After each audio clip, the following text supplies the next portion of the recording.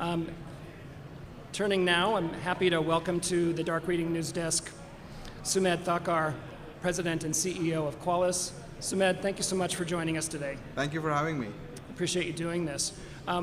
We are talking about risk reduction and tool consolidation, issues near and dear to security practitioners' hearts everywhere. With that in mind, industry analysts have pegged security spending at $150 billion annually. Rightly so, with all the spending, people are wondering what they're getting for their expenditure. Seems like a fair question. With that in mind, why aren't we seeing fewer breaches or better security hygiene? I imagine you have some thoughts there. Yeah, I think you have to realize that IT industry is not static, right? So we're not looking at a static snapshot of these are the number of assets that we have, and so why are we not getting better? IT today is exploding. Every company is becoming a digital company. Your banks differentiate themselves from the IT experience for the mobile app, not so much on what's the interest rate that they're giving you in many ways. So everybody's writing more software, and there's just more devices, more software, more movement into the cloud, or more remote endpoints. And so as that becomes larger and companies are falling behind in terms of hiring security professionals, you sort of see that gap which is happening where you have more things being discovered, more issues coming up, attack surface is increasing because there's so many things that are out there, and organizations are struggling to figure out what is it out of all this pile that really is causing me a risk, and what is my prioritization, what should I focus on first. So at the end of the day, if you can reduce your risk significantly, then your cost of breaches and potential of breaches just goes down significantly, right? So instead of sort of investing more in the back half, if we can do more on investing in reducing the risk proactively, that's going to give us better bang for the buck. And so that's why with that exploding hybrid infrastructure and just find more software out there, we're just seeing a lot more issues coming up, and it's overwhelming many times for security professionals who have small teams. And the attackers are out there, they are leveraging automation, they are becoming more professional, so they have to be right only once. So as you talk with customers and prospective customers around the country and around the world, tell us what you find when you take the temperatures of boards with regard to their security expenditures. Our understanding is there's just tremendous pressure on the ROI piece. Again, rightly so, they want to know, like, what are we getting for our expenditure here? So at the executive level, what's your sense of what's changed in the last few years? Yeah, I think the breaches have put pressure on the boards to focus more on cyber than they have in the past, right? And of course, there is one aspect of the spending in cyber is a line item for them in what they do from a business perspective. But given the impact of a cyber incident for the company and what they may have to end up paying in fines, etc., the boards are looking to say, how do I map the spending to what I'm getting out of it? And today, security professionals, CISOs, struggle to make the pile of information, maybe the vulnerabilities and all of that, in translating into, are we more secure, right? Is our risk reduced? Instead of just giving an update on the projects that they are doing on a quarterly basis, it's a hard time for boards to understand what is my real risk there, and is the risk being reduced quarter over quarter, and are these projects and the vendors I'm buying, are they contributing to that risk being reduced? So ultimately, that is all it comes down to. So it sounds like they're getting certainly more informed around cyber risk and technology in general. Are they getting smarter about it?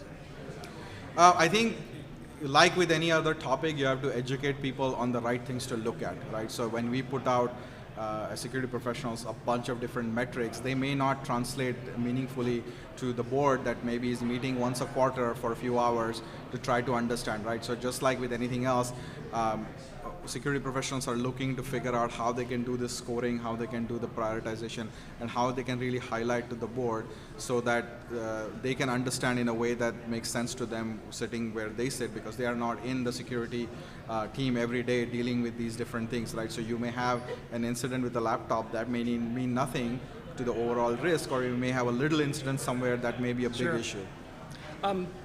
Attackers are obviously becoming more and more sophisticated all the time, including the leveraging of automation.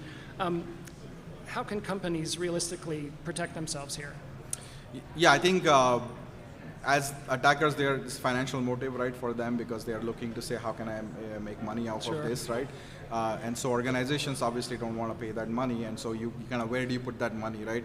A breach only happens when your risk mitigation strategy did not pan out, right? You didn't do enough to reduce that risk. You didn't block the port. Maybe you didn't patch the system. So I think the more organizations can focus on actually reducing their risk upfront, so the breaches don't happen. And if you look at what is common between, there's different names: ransomware, malware. You can look at nation state.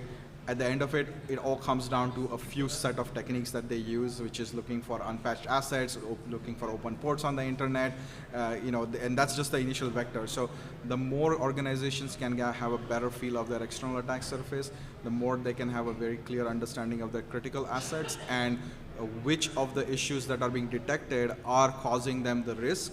And the moment they can mitigate that risk, it's just about adding enough barriers for the attackers so that it's a cost for them to go through and try to do something is so high that it's not interesting for them to spend that kind of resources. Today, when you have devices out on the internet with telnet and open ports and RDP that are unsecure, it's just too easy. So the ROI for them to perpetrate an attack is very low in terms of what they have to spend, but then what they benefit they get out of that. So I think focusing on risk mitigation, defense in depth, and having complete visibility of your attack surface is very important.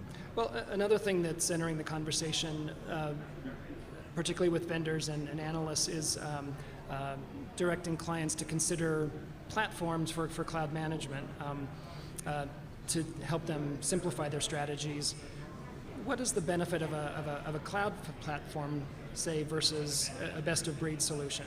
Yeah, I think the industry today has grown in that approach of just throwing multiple different solutions for individual problems. But what happens when you siloed solutions, the overall end-to-end outcome is not there if you don't have a platform. So you have a different tool looking for your assets, a different looking for vulnerabilities, a different one for prioritization, a different one for patching.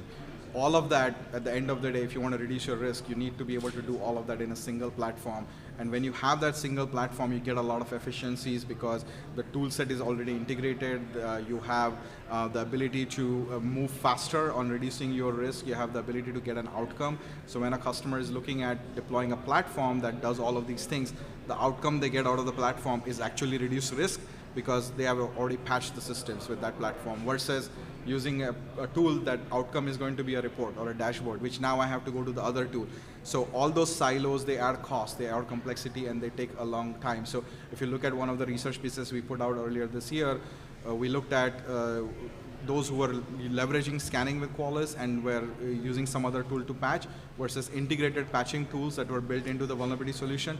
And the CISA top 10 most exploitable, they were able to reduce the mean time to remediate by 60%. So if you have a way with a platform to reduce your exposure window by 50%, that's a big win. But if you don't have that, then you're just trying to pass tickets between different teams, and it just takes a long time. The equation on the IT side has gotten a lot more complicated with Internet of Things, the work from home phenomenon thanks to the global pandemic, not to mention the increasing adoption of cloud that you've basically been referring to here. This doesn't make things any easier, especially when there's also a talent shortage for security practitioners.